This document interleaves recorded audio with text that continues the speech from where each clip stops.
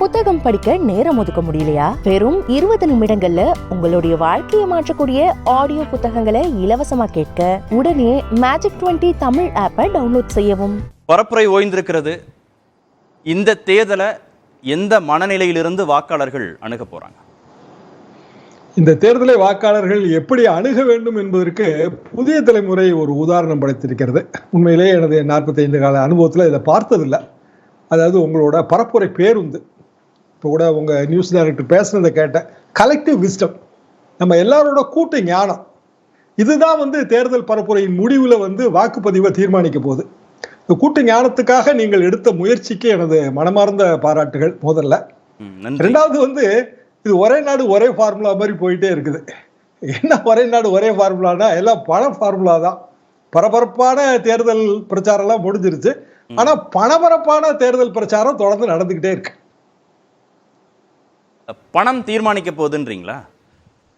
80% மேல அது தீர்மானிக்கிறதுங்க தாங்க என்னோட அபிப்பிராயம். அதாவது என்னோட வழக்கறிஞர் போர்டு முசிறிங்கிற ஊர்ல இருக்கு, திருச்சி மாவட்டம். அங்கதான், அந்த பார்ல தான் நான் மெம்பர். அங்க இப்பதான் ஒரு 50 lakhs இன்னைக்கு கொடுத்து விட்டுருக்குறாங்க. அங்க இருந்து நண்பர்கள் சொல்றாங்க, அங்க இருக்கிற வழக்கறிஞர் நண்பர்களை நம்ம அக்னீஸ்வரனுக்கு கூட தெரிஞ்சிருக்கோம். எதுக்காக நான் சொல்றேன்னா, இது அங்கிங்கனாதபடி எங்கும் இருக்கு. அதாவது நான் அதனாலதான் ஒரே நாடு ஒரே ஃபார்முலான்னு சொன்னேன். நீங்க அது அருணாச்சல பிரதேசத்துல இருந்து நீங்க அமைஞ்சிக்கிற வரைக்கும்னே நீங்க அதை பொதுப்படையாக சொல்லலாம். இந்த தருமபுரி மாவட்டம், தஞ்சாவூர் மாவட்டத்துல உண்மையிலேயே கட்டட தொழில் கட்டுமானம் எல்லாமே 2-3 நாளா நிக்குதுங்க.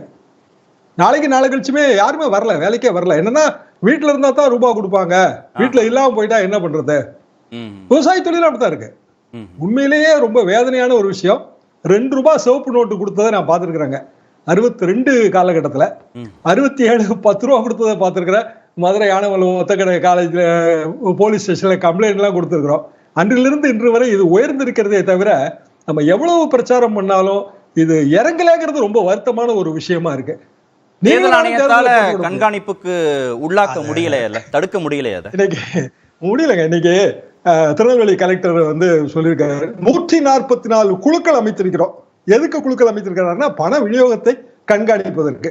அப்ப இன்னமும் நம்ம 144 குழு அமைச்சுதான் பணப்பட்டுவாடாவை தடுத்து நிறுத்தணுங்கிற நிலைமையில தானே இருக்கிறோம். ஒரு ஜனநாயகத்திற்கான இழுக்கு. நம்ம எவ்வளவு பிரச்சாரம் பண்றோம், எவ்வளவு நம்ம பேசுறோம், ஆர்கே பேசுறாரு, எல்லாருமே பேசுறோம். நீங்க ஒரு பெரிய பஸ் பயணம், உண்மையிலே ஒரு பெரிய விஷயம். ஆனாலும் மக்கள் விழிப்புணர்வு அடைவதற்கு தயாராக இருக்கிறார்கள். ஆனா யாரும் விடுவதில்லை. இப்போ உதாரணமா ஒரு அரசியல் கட்சி கொடுக்கும்போது இன்னொரு அரசியல் கட்சி தடுக்கலாம்ல. போன வாட்டி எல்லாம் விளக்கணிச்சிட்டு கொடுத்துட்டு இருந்தாங்க. இந்த வாட்டி அந்த தேவையே இல்லை. என்னன்னா எல்லா கட்சியும் கொடுக்குறாங்க. அப்ப யாரை தடுப்பது? இந்த கேள்விதான் ஒரு பெரிய, ரொம்ப பெரிய பூதாகரமா இருக்கு. இதை நாம் ஏதாவது ஒரு வகையில களையாவிட்டால் அது ஜனநாயகத்திற்கு பெரிய அவமானமா தான் முடியும். ஓகே, களம் மாறி இருக்கா? 2014, 19 அது மாதிரி இந்த முறை களம் மாறி இருக்கா? அதே மாதிரி தான் இருக்கா? கடந்த தேர்தல்களில் மாதிரி எதிர்ப்பு அலை, ஆதரவலை அப்படின்னு ஒரு முன்முடிவோடு இந்த தேர்தல் அணுகப்பட்டது அப்படின்னு பார்த்தோம். இந்த முறை ஏதாவது அந்த மாதிரியான முடிவுகளோடு மக்கள் தேர்தல் அணுகுறாங்களா? பெரிய அலை இருக்கிற மாதிரி தெரியல. ஏதாவது சைலண்டாக எங்கேயாவது வேவ் அடிச்சுட்டு இருந்தா தான் உண்டு. ஆனால் எதிர்ப்பலையும் தெரியல, ஒரு கோபாலையும் எனக்கு தெரியல. மத்திய அரசுக்கு எதிராக கருத்துக்கள் பரிமாறப்படுகின்றன. நம்ம அதை பற்றி இன்றைக்கு பேச முடியாது. ஆனால் அடிப்படையில எது இதை தீர்மானிக்கும் அப்படின்னா, 90% வாக்குப்பதிவு வந்தால் எல்லாமே மாறுங்க.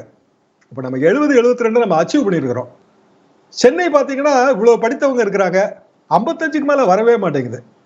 அப்போ குறைந்தபட்சம் நம்ம 80, சென்னை மாதிரியான பெருநகரங்கள்ல சரி ஏதாவது அவங்க பாரி போயிருப்பாங்க, வெக்கேஷன் போயிருப்பாங்க, 80வது வரணும், 75வது வரணும். சாதாரண ஊர்களில் 90% நம்ம எய்ம் பண்ணோம்னா இதெல்லாம் மாத்தலாம். அதாவது பணம் கொடுத்தாலும் பயன் இல்லைங்கிற முடிவுக்கு அரசியல் கட்சிகள் வந்துருச்சுன்னா யாரும் கொடுக்க மாட்டாங்க. பணம் கொடுத்தாலும் வாங்க முடியாதுன்னா யாரும் கொடுக்க மாட்டாங்க. அப்போ அந்த இடத்துல நம்ம இன்னும் கொஞ்சம் எச்சரிக்கையா இருக்கணும்.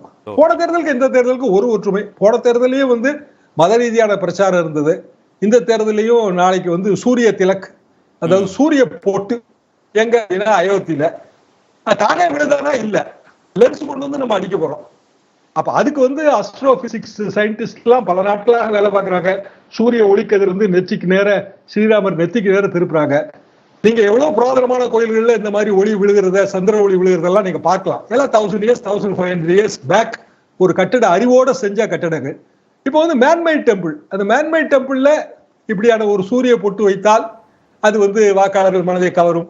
இப்படியான அந்த பழைய விஷயங்களும் இந்த தேர்தலிலும் தொடர்கிறதுங்கிறதா என்னை போன்றவர்களுக்கு வேதனை. புத்தகம் படிக்க நேரம் ஒதுக்க முடியலையா? வெறும் 20 நிமிடங்கள்ல உங்களுடைய வாழ்க்கையை மாற்றக்கூடிய ஆடியோ புத்தகங்களை இலவசமா கேட்க உடனே Magic 20 தமிழ் ஆப்பை டவுன்லோட் செய்யவும்.